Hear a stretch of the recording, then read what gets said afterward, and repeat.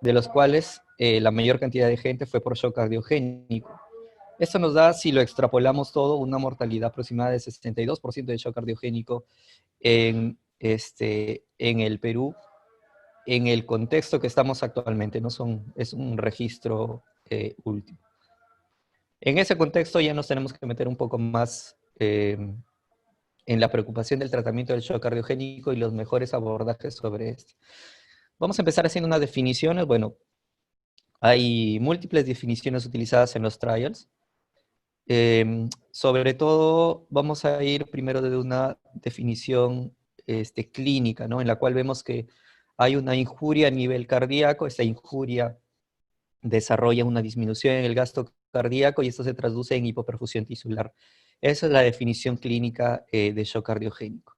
Ya cuando tratamos de darle algunos valores para categorizar este shock cardiogénico y discriminarlo de otras entidades, ya le asignamos ciertos valores, ¿no? En el shock trial, como vemos, o siempre en las definiciones, tanto en el shock trial, en el shock 2 y en la guía de la Sociedad Europea, ponen como criterio la presión sistólica, no menos de 50, perdón, menos de 90, en los cuales ya haya habido una adecuada terapia de volumen y que se necesita alguna otra cosa adicional, ¿no? Vemos que tiene que tener también clínica de hipoperfusión, que está correlacionado con la definición clínica, y en algunos casos se añaden criterios hemodinámicos, ¿no? Como el índice cardíaco, menos de 2.2 litros milímetros cuadrados, y que haya una presión de cuña, en este caso más de 15 milímetros de mercurio, ¿no? Bueno, la fisiopatología, como vemos, ya más o menos se deduce de la definición en sí. Vemos justamente la injuria miocárdica. En un inicio es diastólica, luego procede a ser sistólica. Todo ello lleva a aumento de la congestión a nivel pulmonar, caída del gasto cardíaco e hipoperfusión periférica y también miocárdica. Con ello hay una disfunción miocárdica progresiva que conlleva al final a la muerte. No olvidar también el brazo inflamatorio que tiene el componente, o el componente inflamatorio que tiene el shock cardiogénico, en los cuales por la respuesta inflamatoria desencadenada se puede llegar también a una vasodilatación mediada por productos nitrogenados, que al final conllevan a aumentar la mortalidad y a desencadenar ya una respuesta sin retorno en este. Las características clínicas, bueno, tenemos ciertas características dependiendo del segmento o el ventrículo primariamente afectado, ¿no? Pero hay características que la componen más o menos entre los dos, que ya son características muy conocidas, ¿no? Esto también ya es bastante conocido, es el enfoque que se tenía clásico de el shock cardiogénico, ¿no? Clasificándolo en 4 subgrupos o 4 entidades fenotípicas clínicas. Y según ella se daba más o menos un abordaje terapéutico, ¿sí? Dentro de ellos tenemos la más común, que es la clásica, ¿no? En cual vemos un paciente que se catalogaba como frío y húmedo, ¿no? En ese paciente que hay hipoperfusión periférica, ¿no? La frialdad, signos de hipoperfusión tisular, y que hay congestión a nivel pulmonar. Entonces, para ello tenemos que demostrar de alguna forma esas características. Esto de aquí para esta nos va a ayudar el monitoreo cardíaco invasivo, ¿no? Que vamos a ver también algunas pequeñas características de ello. Pero ese es el patrón clásico. Será más o menos el 70%, 80% de los pacientes que hacen shock cardiogénico. Otro porcentaje están repartidos en en los otros fenotipos que se pueden observar aquí, ¿no? Teniendo el euvolémico en los pacientes que usualmente tienen algún problema ya de congestión de larga data, ¿no? Aquellos pacientes que tienen ya falla cardíaca avanzada, enfermedad renal, hepática, que desarrollan también un shock cardiogénico en el cual ya es, en este caso es seco, ¿no? Se caracteriza por una euvolemia y con hipoperfusión tisular. Otros dos no reconocidos, sobre todo el mixto, que es el menos reconocido, ya que se agrega un componente mixto por inflamación y muchas veces hace confundir con el shock, con un shock séptico sobreagregado, ¿no? Que también puede confundir. Entonces, como vemos, es un poco difícil categorizar todo esto, sino solo clínicamente. Necesitamos de algunos otros parámetros que nos ayuden a guiar la terapia en cuanto podamos ser categorizados estas entidades, ¿no? Pero se tienen algunas cositas, ¿no?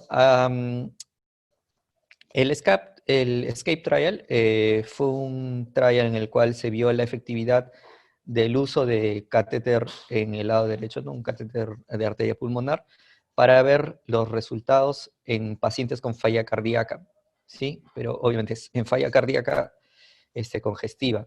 No es en el contexto exactamente de shock, en los cuales vieron que estos pacientes no, si bien ayudaba al manejo, pero no había una reducción en la mortalidad como tal.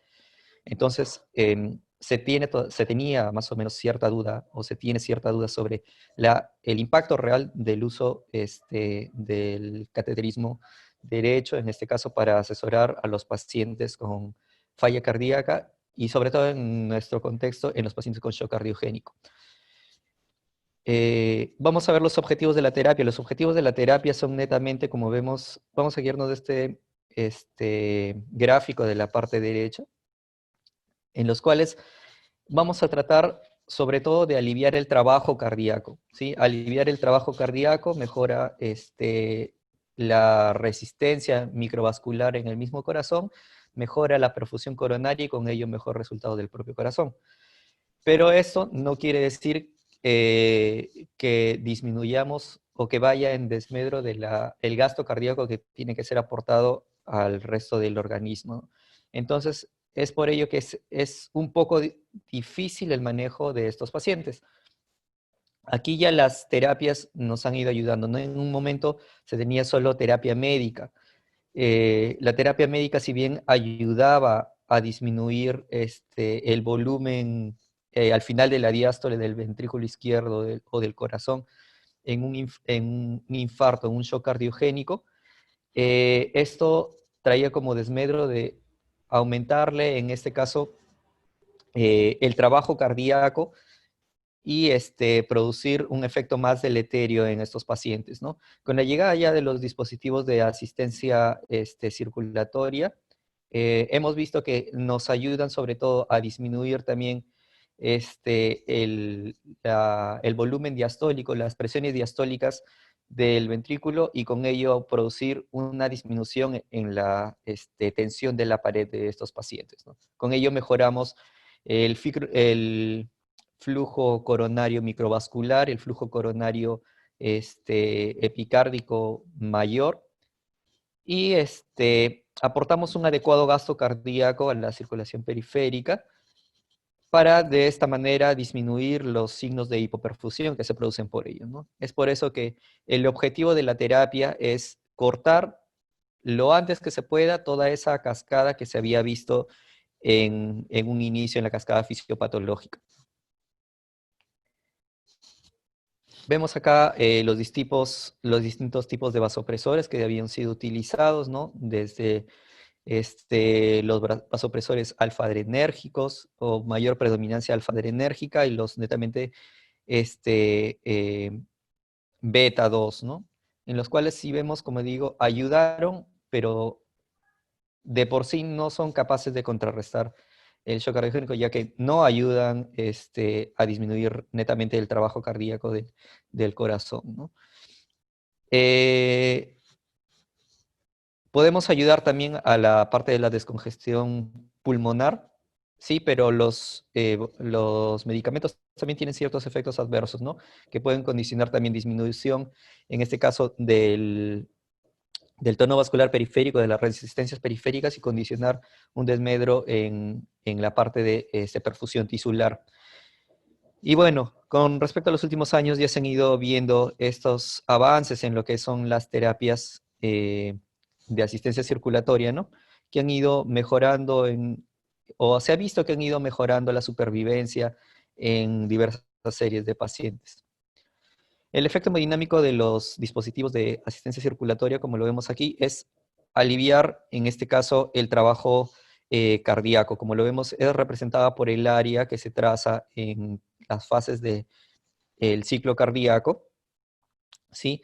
Vemos como en un inicio el balón de contrapulsación que era utilizado ayudaba a disminuir la poscarga y aumentaba el vaciamiento, ¿no? El volumen final al final de la diástole del ventrículo izquierdo, pero ello no se reduce en una disminución significativa del trabajo cardíaco. También cabe mencionar que el contexto de los pacientes es distinto eh, en cada uno de ellos, ¿no? Los fenotipos o el grado de afectación de cada uno de los pacientes es muy variable en el shock cardiogénico. Eh, y muchas veces los estudios no lograban categorizar o metían todos los pacientes dentro de un mismo, dentro de una misma población objetivo, población de estudio, y eso hacía difícil de repente sacar datos realmente en qué cantidad de pacientes o qué tipo de pacientes se benefician mejores unos de otros de cierto tipo de asistencia o de terapia, ¿no? Entonces vemos cómo es que el balón de contrapulsación, bueno, en este caso ayuda, pero no es suficiente, ¿no? Se desarrollaron, bueno, posteriormente otros dispositivos, el Impela, por ejemplo, que va a hablar después el doctor Andy, cómo este nos ayuda tanto en la disminución de los volúmenes, en este caso, al final de la diástole del ventrículo izquierdo, y nos ayuda en la reducción, en este caso, del trabajo cardíaco, que se traduce en un efecto mucho mayor de perfusión a nivel cardíaco, ¿sí? Pero a pesar de este desarrollo de los dispositivos de asistencia, vemos que la mortalidad todavía sigue siendo considerable, ¿no? Cabe mencionar que también en este gráfico de aquí abajo vemos cómo los inotropos o la cantidad de inotropos en los pacientes se relaciona con mayor mortalidad. Esta es una serie de un estudio previo al grupo que hicieron posteriormente la iniciativa Detroit, en los cuales ellos vieron ya que el implante de una asistencia pronta ayudaba a disminuir, en este caso, ya la mortalidad de los pacientes. Entonces, de ahí es que parte la iniciativa, ¿no? Y como también justamente el mayor uso o la mayor continuidad de vasopresores y de inotropos se asociaba a una progresión de la mortalidad en estos pacientes. Es por ello que viene la necesidad de impartir una asistencia de forma temprana y tratar de retirar de forma más rápida los inotropos para así evitar la cardiotoxicidad o el deleterio cardíaco que producen estos inótropos. Otras mediciones, bueno, algo aparte, es justamente del shock trial, los pacientes que no ingresan al shock trial van al shock registry, el registro, ¿no? En estos pacientes se les hace un análisis multivariado de varias características, de varios indicadores como predictores de mortalidad, netamente predictores de mortalidad en shock. En esto se ve justamente una asociación en dos variables importantes, ¿no? Que es el, este, el cardiac power output y el cardiac power index, ¿no? Los índices cardíacos de poder o poder cardíaco y el poder cardíaco como tal. Entonces vemos que ellos se relacionan mucho mejor con la mortalidad en los pacientes, ¿no? Que distinto a medir solamente el gasto cardíaco, el índice cardíaco o los volúmenes relacionados a ello. Entonces es por ello que también se tiene bastante importancia en cuanto al uso o a la medición de estos valores como para predecir la mortalidad en los pacientes y como para tener un objetivo con ellos como un dato subrogado a la mortalidad, ¿no? Sale también clasificación, o una categoría en cuanto al shock cardiogénico que se llama el pre-shock, que bueno, fue publicado en el 2019, pero ya se tenía la idea un poco mucho antes, en los cuales se ve que hay pacientes que tienen un estadio previo al desarrollo netamente del shock cardiogénico. Y estos pacientes, si bien no desarrollan los criterios ya establecidos del shock cardiogénico como tal, pero es un punto fundamental esto previo al desarrollo del shock cardiogénico, ¿no? Y si queremos, y la importancia de esto radica en que si queremos evitar la mortalidad en los pacientes con shock cardiogénico, que vemos que a pesar de todo tienen una alta mortalidad, el abordaje temprano o determinar qué pacientes se encuentran en este grupo de riesgo nos podría ayudar a tener un beneficio en una intervención mucho más temprana, ¿no? Como vemos acá, este es en la parte izquierda, se ve un gráfico en la cual la presentación del pre-shock con ciertas características condiciona en el transcurso de la evolución de la enfermedad lleva al shock cardiogénico y el shock refractario, ¿no? Entonces es importante ver esta cascada, esta evolución natural y tratar de intervenirlo lo antes posible. Los criterios, bueno, se mencionan en este artículo también los criterios en los cuales vemos criterios ecocardiográficos y criterios hemodinámicos, ¿no? Sobre todo, vemos que es bien útil el cateterismo en este lado, del lado derecho, para discriminar estos pacientes, ¿no? Así también como la ecocardiografía, en los cuales pacientes que tienen una saturación venosa, en este caso por cateterismo derecho, menos de 55% y una, en este caso, una presión del atrio izquierdo, presión pulmonar más de 10 milímetros de mercurio. Esto nos ayuda a tener la diferenciación de estos pacientes, ¿no?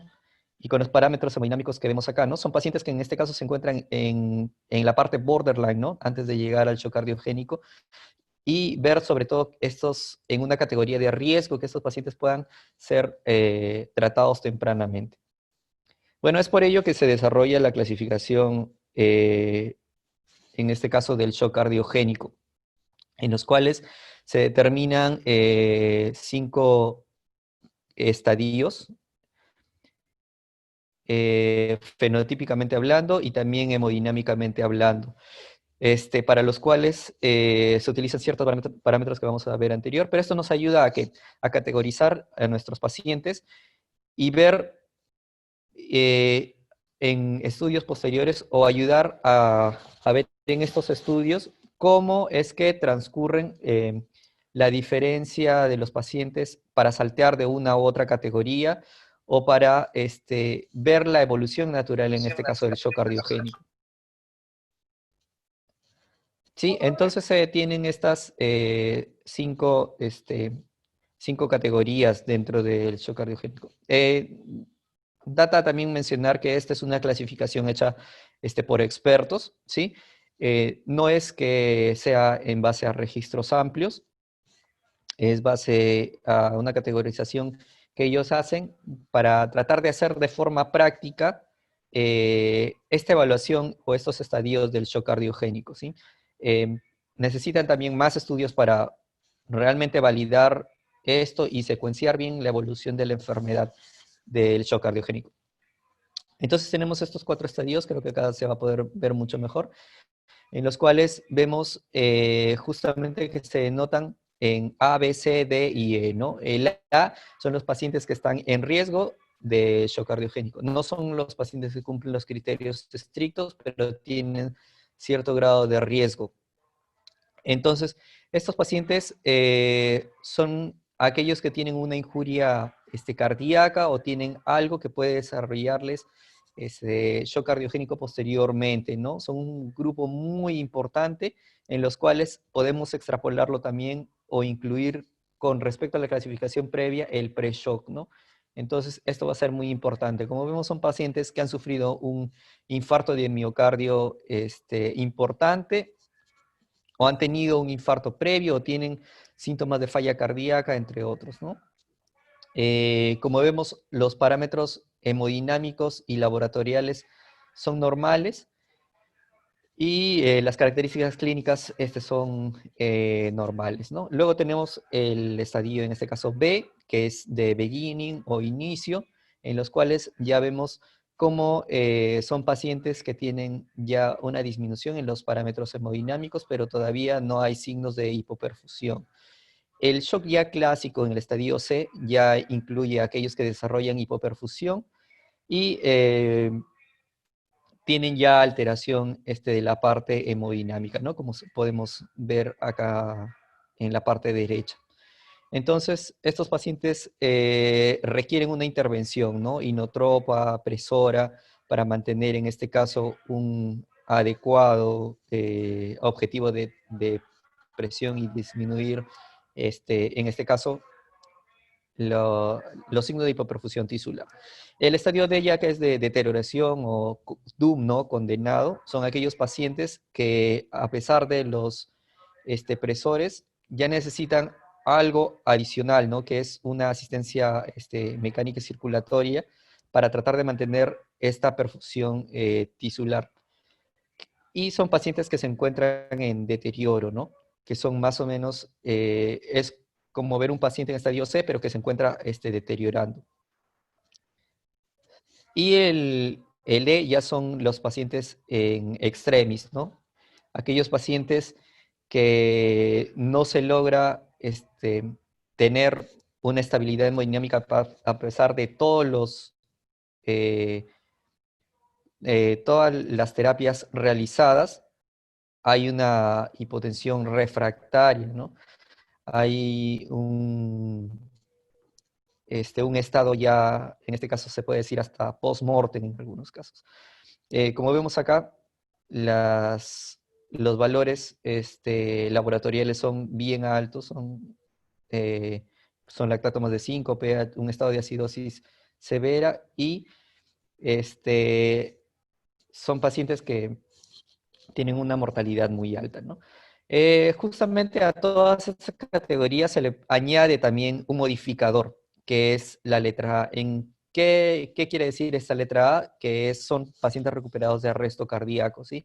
El arresto cardíaco puede dar un condicionante adicional en la modificación de la historia de la enfermedad y en los efectos posteriores. Entonces, cuando se hace en la categoría cuando se da una categorización a estos pacientes con shock cardiogénico, si han tenido un arresto cardíaco que ha sido recuperado, se les añade una letra A posterior a esta letra mayúscula que se tiene, ¿no? Entonces, eso nos ayuda más a categorizar mejor y tener posteriores estudios con resultados que nos permitan ver más la dinámica de estos pacientes.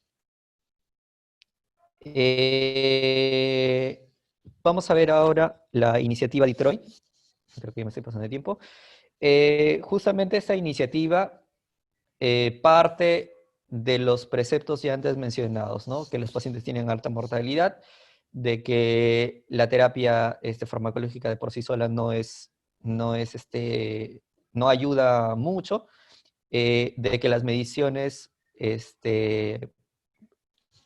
por cateterismo derecho nos ayudan a valorar el estadio de los pacientes y guiar una terapéutica. Entonces, justo el mismo grupo que habíamos visto en el estudio previo hecho por Basir, desarrollan esta iniciativa, ¿no? En las cuales ya 4 centros en Nueva York deciden utilizar un mismo protocolo de tratamiento en los pacientes con shock cardiogénico. Este es un estudio de factibilidad, es decir, es un estudio piloto pequeño y su objetivo fue ver la factibilidad, ¿no?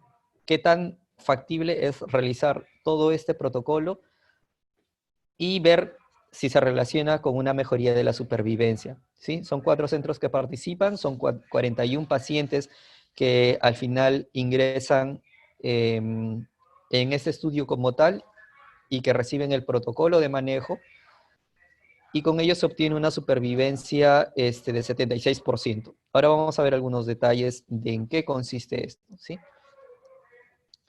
¿Qué criterios de inclusión utilizaron? Bueno, utilizaron los criterios de diagnóstico primero de infarto, ¿no? Los criterios ya conocidos de infarto y de shock cardiogénico similares a los utilizados en el shock trial. Añadieron más criterios de exclusión o trataron de excluir más cantidad de ciertos pacientes. Excluyeron a aquellos pacientes que habían tenido shock cardiogénico con arresto circulatorio en los cuales no hubo reperfusión en menos de 30 minutos o aquellos que tuvieron, en este caso, una lesión injúrica a nivel cerebral ocasionada por anoxia, o otras características que lo podemos ver acá, ¿no? Aquellos pacientes que fue un shock cardiogénico isquémico, que tuvieron complicaciones mecánicas, por ejemplo, o aquellos que no, que se les contraindicaba algunos procedimientos o no recibieron revascularización. Incluso excluyeron también pacientes que recibieron balón de contrapulsación intraórtica previo. ¿En qué se basaba esta iniciativa de Detroit? Es en realizar una colocación rápida, temprana, de asistencia circulatoria, en este caso utilizaron Impela, de hacer un monitoreo invasivo de estos pacientes y de una reperfusión también temprana, ¿no? En los cuales se logre una exitosa en los pacientes. Entonces vemos aquí, ¿no? El algoritmo es ya habíamos visto los criterios de inclusión y exclusión. Y estos pacientes que desarrollaron infarto, que hicieron shock cardiogénico, fueron a cateterismo. Entonces, en el cateterismo vemos que se realiza por acceso femoral y se calculan los índices cardíacos, ¿no? La presión diastólica del final del ventrículo izquierdo o el índice cardíaco, que sea un índice cardíaco menos de 2.2, y se les coloca Impela. Se les hace ACTP, logrando un flujo TIMI-3 en todos los vasos epicárdicos mayores, ¿no? Claro, obviamente, fuera de aquellos que fueron obstrucciones crónicas. Y aquellos que no se logró obtener este flujo TIMI-3, se utilizó vasodilatador intracoronario. Se hicieron mediciones, en este caso, de ventrículo derecho, para obtener los predictores que habíamos visto, ¿no? El poder cardíaco y el índice de pulsatividad de la arteria pulmonar, ¿no? Cabe mencionar que esto también está bastante relacionado con lo que es la falla del ventrículo derecho y se correlaciona mucho mayor. Es por eso que hicieron, ¿no? Para un lado izquierdo, el lado derecho. Entonces, aquellos pacientes que recibieron Impela, se trató de hacer el winning de inotropos, ¿no? Se hizo desescalación, si había mejoría, en este caso del índice cardíaco, y aquellos que no tuvieron ellos se consideró otras cosas, ¿no? Se escaló a otra terapia o a otro tipo de asistencia mayor, aunque fue en solo 4 pacientes que se realizó eso, pero este es el protocolo, y aquellos que tuvieron, digamos, por el índice de arteria pulmonar baja, se consideró también dar una asistencia derecha. Y bueno, se hizo también una verificación de la parte vascular periférica a la salida de la sala de hemodinámica. Estos pacientes fueron a unidad de cuidados intensivos para un monitoreo y se hizo o se trató de hacer un winning o un destete posterior de ellos, no tanto de los inotropos, seguido de los dispositivos de asistencia, ¿no?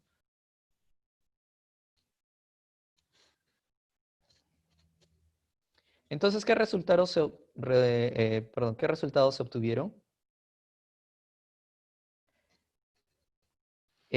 Como vemos acá, vemos que justo con el uso del dispositivo de Impella, el índice, perdón, el poder cardíaco de los pacientes aumentó considerablemente, ¿no?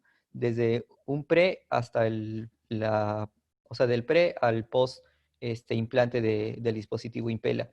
Vemos cómo hubo en el 66% de pacientes un incremento del poder cardíaco, ¿no? Que fue al final de más de 0.6 watts, ¿no? Y hubo una mejoría en la supervivencia. Vemos como el estudio previo que habían hecho, que lo mencioné anteriormente, habían encontrado ellos que con la colocación pronta de dispositivos de asistencia circulatoria se había logrado una mejoría de la supervivencia, ¿no? Hasta en su 51%, de lo que usualmente era 30, 40%. Entonces, ¿qué se tiene para este estudio, no? Que justamente ya la supervivencia es casi del 85 por ciento de los pacientes al explante del dispositivo de asistencia. Con ello es una supervivencia importante, ¿no? Y ya para el alta de los pacientes ya se tiene un 75% de supervivencia, ¿no? Por algunos pacientes que tuvieron un desenlace fallido. Pero igual queda en 75% de supervivencia. Por lo tanto, se puede ver que estos dispositivos y el manejo protocolizado de los pacientes con shock cardiogénico tiene una mejoría, en este caso, en la supervivencia, ¿no? Pero sobre todo que es factible de realizar. Se analizó justamente en este punto de la factibilidad cuántos operadores o cuántos médicos se adherieron a este protocolo, porque si bien fue un protocolo establecido, se les dio la libertad de seguir o no seguir esta guía de manejo, en los cuales el 66% más o menos eh, de, de médicos se adhirieron al protocolo, ¿no? Y los pacientes en una gran proporción recibieron el monitoreo cardíaco antes y posterior a la colocación del dispositivo de asistencia circulatoria. Pero vemos también que había cierta dificultad también en la adherencia de esto último, ¿no?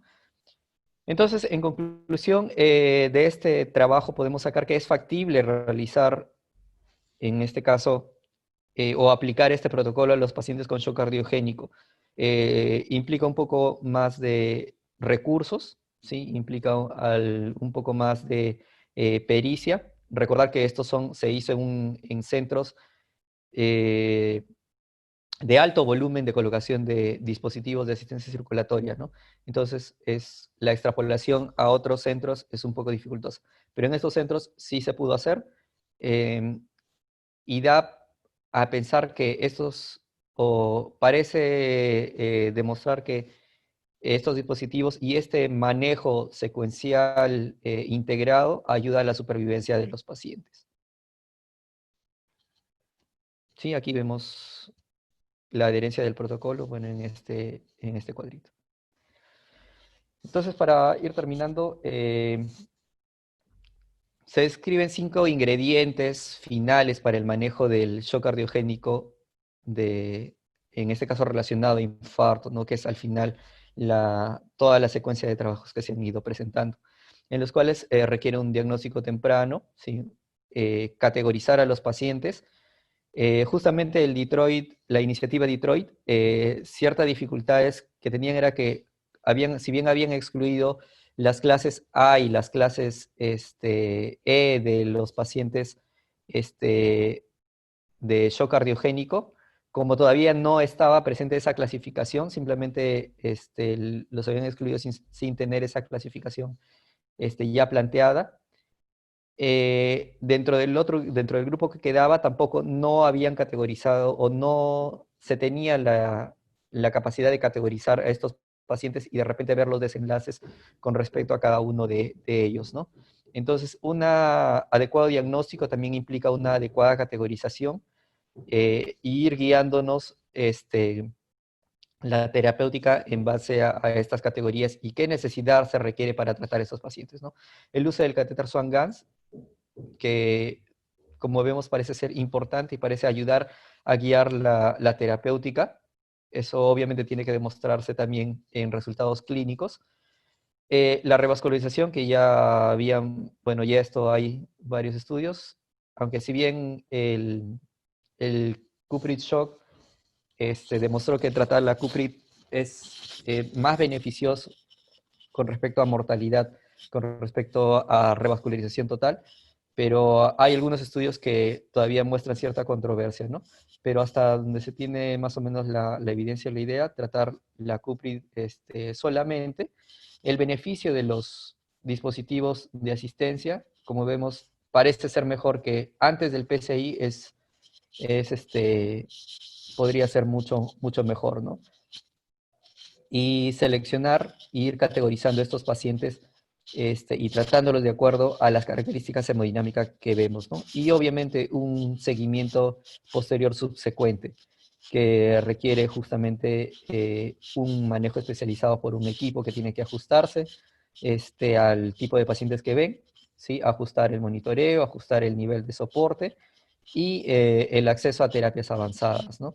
Es hasta cierto punto todavía para nuestra realidad costoso llevar a cabo todas estas características o todos estos mejoras o dispositivos que se han utilizado en otras locaciones, pero es importante porque al final se pueden resumir en avances de la supervivencia de los pacientes. Y bueno, como conclusión, tenemos que el shock cardiogénico mantiene una alta tasa de mortalidad, ¿no? Las estrategias o la estratificación del shock cardiogénico va a permitir un mejor abordaje y estudio de estos pacientes. Muchos estudios ya se están enrolando y ya están utilizando esta clasificación para poder categorizar y así dar mejores y más precisos datos sobre el shock cardiogénico, ¿no? El manejo temprano en este caso parece conllevar a mejores resultados, ¿sí? Para evitar toda la cascada que ya habíamos visto de la fisiopatología del shock cardiogénico, y los dispositivos de asistencia parecen tener un buen papel, ¿no? Es un papel prometedor y que se va a ver o se está viendo en varios estudios relacionados con shock cardiogénico desarrollados en pacientes con infarto de miocardio. Bueno, eso es todo